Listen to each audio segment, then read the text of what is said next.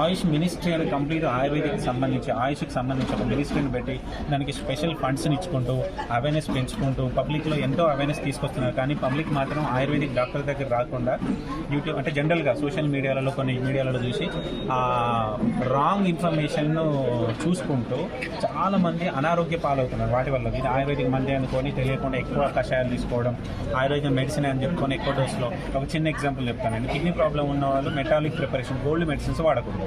అది తెలియకుండా బయట రోడ్ సైడ్ అమ్మే వాళ్ళు కానీ, టెంట్లు వేసుకునే వాళ్ళు కానీ, రోడ్ సైడ్ ఉండే ఆ బాబాలు కానీ, లేదంటే ఇంకా చెప్పాలంటే యూట్యూబ్లలో కానీ, నాట్ ఓన్లీ యూట్యూబ్ సోషల్ మీడియాలో ఇంకా చాలా సోషల్ మీడియాలో ఏం చేస్తున్నారంటే చదువుకొని డాక్టర్లు ఇంటింటికి ప్రచారం చేసుకుంటూ ఆయుర్వేదిక్ మందులు అమ్ముకుంటూ చాలామంది ప్రజల యొక్క ఆరోగ్యాన్ని దెబ్బతీస్తున్నారు.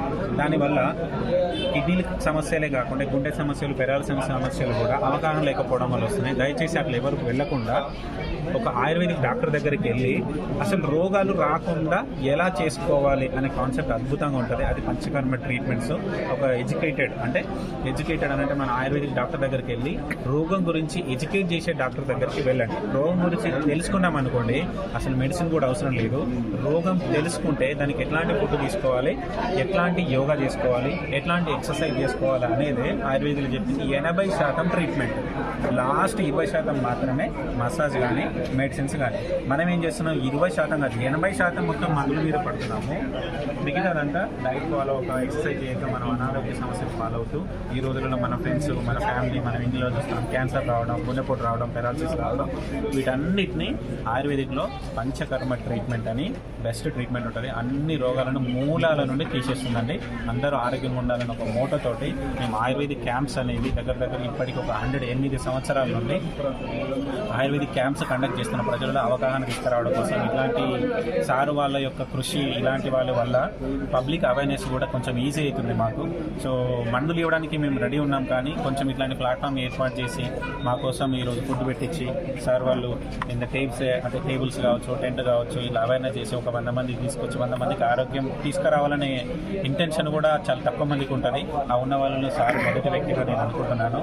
సో ప్రతి ఒక్కరు ఇందులో ప్రెస్ మీడియా వాళ్ళు కావచ్చు, సపోర్ట్ చేసిన ప్రతి ఒక్కరు ఆరోగ్యంగా ఉండాలని అనుకుంటున్న దానికోసం రోగం రాకముందుకు పంచకర్మ ట్రీట్మెంట్స్, ఆహారం యొక్క ఎలా తీసుకుంటే ఆరోగ్యం వస్తుంది అనేది తెలుసుకొని అట్లాంటి ఫుడ్ తీసుకోండి.